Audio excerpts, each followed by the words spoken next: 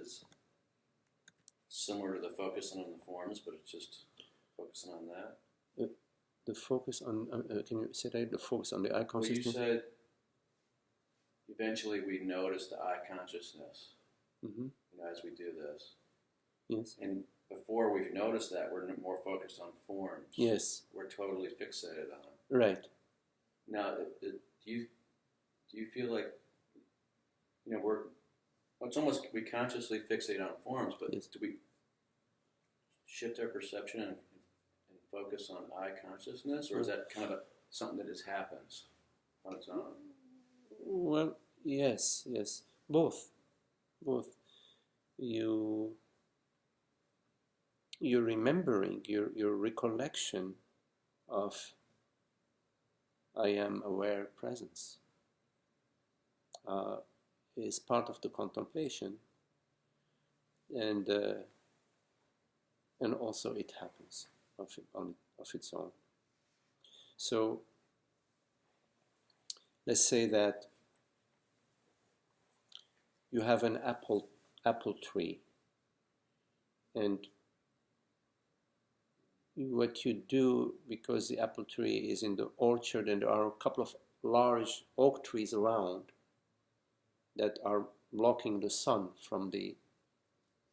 to reach the apple tree, you trim the oak tree branches so the sun can reach the apple tree. So in cutting the branches, you invite the sun to come and ripen and hit the apple trees and warm them up. And so you are helping the apples to ripen, and at the same time the apples ripen of their own. So it's both. Right.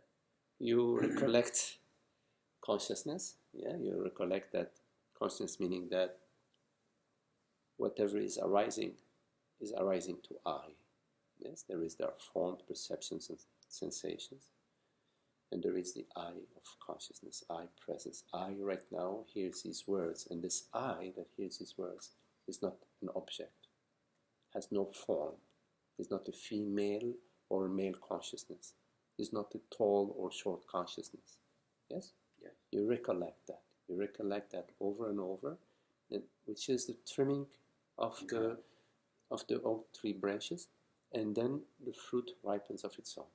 And then the noticing as well, the identification is enough more trimming of the branches. Absolutely. You notice the identification.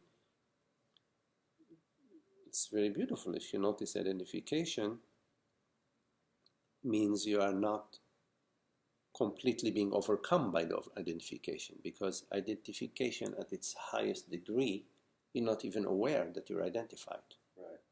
You are an American, and there's no question about that. You see, when you're aware of the identification, there's already been an understanding. There's already been some sort of insights that have occurred and there is a noticing. Oh, here I am. Here I am. I'm acting like Lee, the whatever. Magdi, the brave guy, the smart guy. You see it. Yes, yeah. You see it. Absolutely. You see it and you laugh at it, because at some point you realize the charade. Yeah. Yes.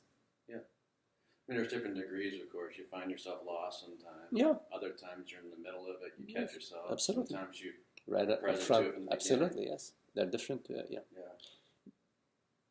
But as your contemplation continues, you will find you are less and less.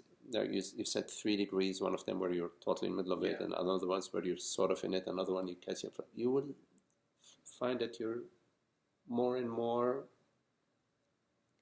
at the beginning of it. You're sort of noticing it at the beginning of it, and not traveling, not doing the snowball effect. Right. Yes.